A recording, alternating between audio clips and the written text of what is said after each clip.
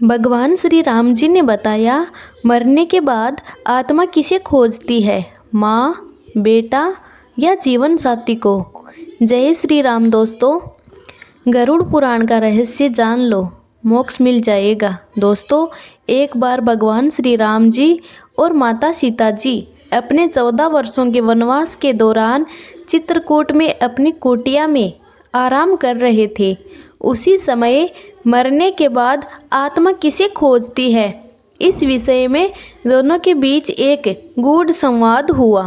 बातचीत करते करते माता सीता जी भगवान श्री राम जी से कहती है, हे प्रभु, मरने के बाद आत्मा किसे खोजती है, अपनी माँ को, बेटे को या फिर अपने जीवन साथी को।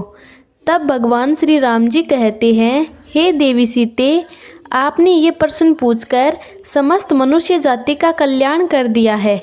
मैं आपको इस प्रश्न का उत्तर एक अत्यंत ही कल्याणकारी कथा के माध्यम से देने जा रहा हूँ। कृपया इस कथा को आरंभ से अंत तक ध्यानपूर्वक सुनिएगा, क्योंकि जो भी मनुष्य इस कल्याणकारी कथा को मन लगाकर पूर्ण रूप से सुन लेता है, उसे निश्चित ही मोक्ष की प्राप्ति होती है, और जो मनुष्य इस कथा को अधूरा छोड़ देता है, उस पर परमात्मा की कृपा नहीं होती। तब माता सीता जी कहती है, हे प्रभु, आप मुझ पर विश्वास कीजिए, मैं इस कथा को आरंभ से अंत तक ध्यानपूर्वक सुनूंगी और जन जन तक इसे पहुंचाने का संकल्प भी करूंगी। तब भगवान श्री राम जी कथा आरंभ करते हुए कहते हैं, हे देवी सीते, क्या मरने के बाद आत्मा फिर से अपने घर लौटकर आती है? ये प्रश्न जितना सरल प्रतीत होता है, इसका उत्तर उतना ही रहस्यमय और गहराई से भरा हुआ है। आगे भगवान श्री राम जी कहते हैं, हे देवी सीते, हिंदू ग्रंथ गरुड़ पुराण एक ऐसा दिव्य ग्रंथ है जो मृत्यु के बाद आत्मा की अदृश्य और अनदेखी यात्रा का विस्तार से वर्णन करता है। गरुड़ पुराण के अनुसार आत्मा मरने के बाद कहाँ जाती है? क्या वह अपने परिवार के लोगों को खोजती है या नहीं? ये सब आत्मा के संस्कारों, उसकी इच्छाओं और मृत्यु के समय की मानसिक एवं आध्यात्मिक स्थिति पर निर्भर करता है। फिर श्री राम जी आगे कहते हैं, हे देवी सीते, इस रहस्यमयी कथा में आपको बताने जा रहा हूँ कि मृत्यु के समय आत्मा के साथ कौन कौन सी अलौकिक घटनाएं घटित होती है, मनुष्य का शरीर मृत्यु को कैसे स्वीकार करता है और उस समय उसे कौन कौन से सूक्ष्म संकेत प्राप्त होते हैं, आत्मा शरीर से कब और कैसे निकलती है और उसे ये ज्ञात तक नहीं होता कि अब वह देह से अलग हो गई है। परिवार का विलाप, शोक और बिछड़ने की पीड़ा आत्मा के चेतन मन पर क्या प्रभाव डालती है, ये जानना केवल एक जानकारी नहीं है, बल्कि आत्मचेतना की शुरुआत है। आगे श्री राम जी कहते हैं, हे देवी सीते, आगे बढ़ने से पहले इस दिव्य कथा का सम्मान करते हुए इसे पूरे ध्यान से सुनिएगा। हे देवी, आत्मा की इस अदृश्य यात्रा की शुरुआत होती है अंत से, यानी मृत्यु से। आपको जानकर आश्चर्य होगा कि हिंदू धर्म में कुल 18 महापुराण हैं और इन सभी महापुराणों में एक विशेष ग्रंथ है गरुड़ पुराण, जो न केवल मृत्यु के पश्चात आत्मा की रहस्यमय गाथा को उजागर करता है, बल्कि आत्मा की अंतिम पीड़ा, दिव्यता और कर्मों के प्रभाव को भी विस्तार से बताता है। गरुड़ पुराण में लगभग 19,000 श्लोकों के माध्यम से भगवान श्री नारायण ने अपने शरारती गरुड़ देव को उस समय परम रहस्य को बताया है, जो आत्मा की मृत्यु के बाद की अवस्थाओं को विस्तार से स्पष्ट करता है। प्राचीन रीति रिवाज और मान्यताओं के अनुसार गरुड़ पुराण का श्रवण न केवल मृत आत्मा को शांति और मोक्ष प्रदान करता है, बल्कि उसके परिवार को भी आध्यात्मिक बोध, मानसिक संतुलन और गहरी अनुभूति प्रदान कराता है।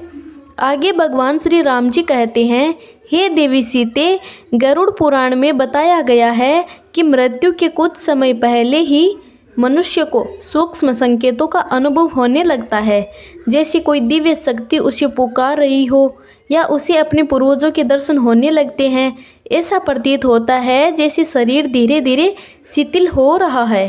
ठंड का सबसे पहले पैरों से आरंभ होकर सिर तक पहुंच जाती है और सांसों की गति असामान्य हो जाती है, कभी तेज कभी मंद। मृत्यु से कुछ क्षण पहले मनुष्य के चेहरे पर एक अलौकिक तेज आ जाता है, जैसे उसकी आत्मा दिव्यता से भर गई हो। जब जीवन की लौ बुझने लगती है तो आत्मा ऊर्जा की अंतिम तरंग के साथ बाहर निकल जाती है, परंतु उसे ये ज्ञात नहीं होता कि वह अब शरीर से अलग हो चुकी है। शुभ कर्म करने वाले मनुष्य की आत्मा सहजता से निकल जाती है, परंतु जिनके पाप अधिक होते हैं उनके लिए ये क्षण अत्यंत पीड़ादायक हो जाता है। आत्मा के निकलते ही शरीर मौन और शीतल हो जाता है, लेकिन आत्मा भ्रम में रहती है कि वह जीवित है। वह अपने परिजनों को देखती है, उनसे बात करना चाहती है, परंतु उसकी आवाज़ शून्य में विलीन हो जाती है। उसे लगता है कि यह कोई स्वप्न है, परंतु वह चेतना की एक नई अवस्था में प्रवेश कर चुकी होती है। जब घर में रोने धोने की आवाज़ें गूंजती है तो आत्मा उन्हें चुप कराना चाहती है। वह कहती है, मैं यही हूँ, पर कह नहीं पाती। वह हवा में कांपती रहती है। कुछ आत्माएं बेचैन होकर हवाओं को हिलाने लगती है, दरवाजे खटखटाने लगती है और आत्मा परिवार के स्वप्नों में उतर आती है, एक संदेश देने के लिए, एक आस देने के लिए कि मैं अपने परिजनों को शांति दे रही हूँ। ये रहस्य न केवल मृत्यु का है, बल्कि जीवन के गहन अर्थ का भी एक संकेत देता है। आगे भगवान श्री राम जी कहते हैं, हे देवी सीते, अब मैं आपको बता रहा हूँ कि मृत्यु के देवता यमदूत कब और कैसे आते हैं। आत्मा मृत्यु के कुछ समय बाद एक नई हलचल को महसूस करती है। अचानक उसे एहसास होता है कि कोई अदृश्य दृष्टि से परे शक्तियों मेरे समीप आ रही है। यदि आत्मा पुण्यवान होती है तो उज्जवल तेजों में देवदूत उसे सम्मानतापूर्वक स्वर्ग की ओर लेकर जाते हैं, लेकिन यदि किसी मनुष्य के कर्म अंधकार में रहते हैं तो भयंकर यमदूत आते हैं और उसे पकड़कर मारते हुए चीखों और भय के मध्य नरक की दिशा में ले जाते हैं। लेकिन यात्रा यहीं समाप्त नहीं होती। सबसे पहले आत्मा को उसके संपूर्ण जीवन का दर्पण दिखाया जाता है। हर पुण्य कर्म उसकी चेतना में संतोष और प्रकाश सुख की लौ जगा देता है, वहीं हर पाप कर्म उसे डर, पश्चाताप और दुख से भर देता है। और यमदूत धीरे से कहते हैं, अब तुम्हारा समय इस लोक में समाप्त हुआ। आगे भगवान श्री राम जी कहते हैं, हे देवी सीते, अब मैं आपको वह रहस्य बता रहा हूँ जो आत्मा मृत्यु के बाद 13 दिनों तक अनुभव करती है। गरुड़ पुराण बताता है कि आत्मा मृत्यु के बाद भी 13 दिनों तक इस लोक में रहती है, परंतु वह स्थिति सामान्य नहीं होती। वह एक गहन और अदृश्य यात्रा का आरंभ होती है। पहले 3 दिन भ्रम, मोह और अज्ञान का समय होता है। आत्मा अपनी मृत्यु को स्वीकार नहीं करती। वह घर में ही भटकती रहती है, अपने परिवार के लोगों से बात करना चाहती है, पर उसकी आवाज़ कोई सुन नहीं सकता। यदि मृत्यु दुखद या हिंसक होती है तो आत्मा बेचैनी, दर्द और उलझन में फंस जाती है। चौथे दिन से 10वें दिन तक आत्मा को धीरे धीरे सत्य का ज्ञान होने लगता है। उसे महसूस होता है कि मैं अब शरीर का हिस्सा नहीं हूँ। यदि परिवार द्वारा धार्मिक विधि विधान अनुसार क्रियाएं की गई होती है तो आत्माओं को थोड़ी राहत मिलती है, लेकिन जिनकी इच्छाएं अधूरी रह जाती हैं उनकी आत्मा अशांत, दुखी और अस्थिर रहती है। 11वें से 13वें दिन तक आत्मा के लिए विदाई का समय आता है। पिंडदान और श्राद्ध उसके अगले लोक के द्वार खोलते हैं। जिसने अपने जीवन में धर्म और पुण्य कमाया होता है उसे देवदूत स्वर्ग की ओर लेकर जाते हैं, जबकि जिसने पापों का बोझ संचित किया होता है उसे यमदूत नरक की ओर लेकर जाते हैं। आगे भगवान श्री राम जी कहते हैं, हे देवी सीते, अब मैं आपको बता रहा हूँ कि आत्मा कैसे देती है संकेत। जब कोई आत्मा मोह में बंधी होती है तो वह रहस्यमय इशारे छोड़ती है, जैसे स्वप्नों में आना, घर में अदृश्य सुगंध फैलना, बिजली का अपने आप जलना बुझना, अचानक ठंडी हवा का बहना। ये सब आत्मा की मौन पुकारे होती है। गरुड़ पुराण बताता है कि मृत्यु के बाद आत्मा स्थूल शरीर को छोड़ देती है, लेकिन उसकी चेतना बनी रहती है। वह सबको देख सकती है, सुन सकती है, लेकिन बोल नहीं सकती, क्योंकि अब उसके पास ध्वनि उत्पन्न करने वाले शारीरिक उपकरण नहीं होते। जब भावना गहरी होती है तो आत्मा बिना बोले भी संवाद कर लेती है, कभी स्वप्नों में, कभी दिव्य सुगंध के रूप में, कभी उपकरण अपने आप बंद चालू होकर। ये सब आत्मा के मौन संकेत होते हैं। मोक्ष प्राप्ति का मतलब होता है आत्मा परमात्मा में विलीन हो जाती है और फिर वापस नहीं लौटती। और जो आत्माएं स्वर्ग या नरक जाती है वे अपने कर्मों का फल भोगती है और पृथ्वी के कार्यों में हस्तक्षेप नहीं करती। परंतु जो आत्माएं अधूरी इच्छाओं के कारण भटक रही होती है वे कभी कभी संकेत देकर सहायता की कामना करती है। गरुड़ पुराण बताता है पूर्वजों की आत्माएं पितृलोक में निवास करती है और जब उनके वंशज श्रद्धा से तर्पण या श्राद्ध करते हैं तो वे प्रसन्न होकर आशीर्वाद देते हैं। यदि परिवार पर कोई संकट आने वाला होता है तो पितरों की आत्माएं संकेत देती है, कभी स्वप्न में, कभी अंतर्मन में। यदि किसी दिवंगत आत्मा का बार बार स्वप्न में आना हो तो ये समझना चाहिए कि वह कोई संदेश देना चाहती है। गरुड़ पुराण बताता है कि ये स्वप्न केवल संयोग नहीं बल्कि सूक्ष्म संदेश होते हैं। बहुत से लोग बताते हैं कि अचानक किसी दुर्घटना से बच गए हैं या कोई अदृश्य शक्ति उनके साथ थी। ये शक्ति संभवतः उनके पूर्वजों की आत्मा होती है जो संकट के समय उनकी रक्षा करती है। जब घर में श्राद्ध, पिंडदान या धार्मिक पाठ होता है तो आत्माएं प्रसन्न होकर उस घर में सकारात्मक ऊर्जा भर देती है जो परिवार को मानसिक शांति, सुरक्षा और समृद्धि प्रदान करती है।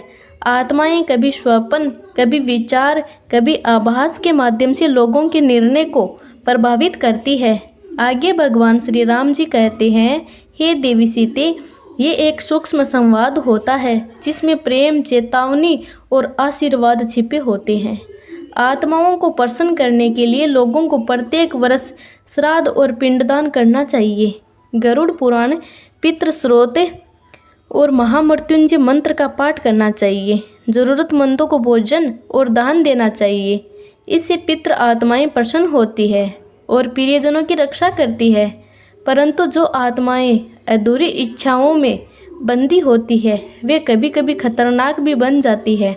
इसीलिए उन्हें शांति देने के लिए विशेष पूजा पाठ, दान और मंत्र जाप आवश्यक होता है।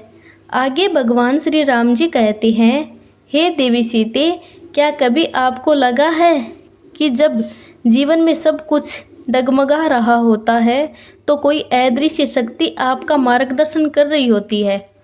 वह शक्ति कोई और नहीं बल्कि कभी आपके पूर्वजों की आत्मा, कभी परमात्मा का संकेत और कभी आपके पुण्य कर्मों की छाया होती है। आगे भगवान श्री राम जी कहते हैं, हे देवी सीते, अब मैं आपको बता रहा हूँ कि मृत्यु के बाद आत्मा किसे खोजती है? अपनी माँ को, अपने बच्चों को, अपने पति को या अपनी पत्नी को? यह सवाल जितना भावात्मक है उतना ही गूढ़ भी है। इसका उत्तर गरुड़ पुराण, ब्रह्मा वैवर्त पुराण और आत्मजागरण से जुड़ी संत वाणी में विस्तार से मिलता है। एक आत्मा सबसे पहले उस संबंध को खोजती है जिससे उसका मोह सबसे गहरा होता है। यदि माँ के प्रति अत्यंत मोह था तो आत्मा माँ को खोजती रहती है। यदि संतान के प्रति लगाव अधूरा रहा था तो आत्मा बच्चे के आसपास भटकती है। यदि पति या पत्नी के साथ प्रेम अधूरा रह गया तो आत्मा जीवन साथी को खोजती रहती है। इस प्रकार आत्मा भावना की तरंगों से खींचती है, रिश्तों की परिभाषा से नहीं। मृत्यु के बाद आत्मा का कोई नाम नहीं होता, वह केवल भावनाओं और संस्कारों की ऊर्जा होती है। वह उसी परिवार को खोजती है जिसमें उसका मोह, संकल्प या अधूरी बात शेष रहती है। भगवान श्री राम जी कहते हैं, हे देवी सीते, अब मैं आपको एक उदाहरण से समझाता हूँ। एक माँ जो अपने बच्चों को छोड़कर गई थी, वह आत्मा बार बार स्वप्न में आती है। एक पत्नी जो पति की सेवा करना चाहती थी पर असमय मृत्यु हो गई, वह आत्मा पति की पीड़ा को महसूस करती है। एक वृद्ध जिसे जीवन भर माँ की ममता की तलाश रही, वह आत्मा मरने के बाद भी अपनी माँ को खोजती है। इस प्रकार आत्मा माँ, बेटा, पति या पत्नी जिसमें सबसे अधिक प्रेम, पीड़ा या अधूरी भावना जुड़ी होती है, उसे खोजती है। भावनाएं जहाँ गहरी होती है, आत्मा वहीं खींचती है। अंत में भगवान श्री राम जी कहते हैं, हे देवी सीते, यदि आज की ये रहस्यमय मृत आत्मा की यात्रा आपके हृदय को स्पर्श कर गई है, तो कृपया इस जानकारी को श्रद्धा रूप में अपने परिवार व मित्रों संग साझा करें। और यदि आप चाहते हैं कि ऐसे दिव्य सत्य आपके जीवन को आलोकित करते रहे, इस प्रकार भगवान श्री राम जी ने माता सीता जी के माध्यम से समस्त मानव जाति के कल्याण हेतु इस ज्ञान को बताया है। आत्मा के इस रहस्य को जो भी जान लेता है, उसे मोक्ष की प्राप्ति संभव है। आशा करती हूँ कि आपको ये कथा अच्छी लगी होगी। अगर ये ज्ञान अच्छा लगा तो वीडियो को लाइक करें, चैनल को सब्सक्राइब करें और इसे अपने परिवार मित्रों संग साझा करें। फिर मिलेंगे एक और दिव्य कथा के साथ। तब तक के लिए कमेंट बॉक्स में प्रेम से लिखें, जय श्री राम जी, जय माँ सीता माता। जो भी इस कथा को शुरू से अंत तक सुनता है, उस पर भगवान श्री राम जी और माता सीता जी की कृपा अवश्य होगी। आप सभी पर परमात्मा की कृपा सदा बनी रहे। आपका दिल से धन्यवाद। जय श्री राम।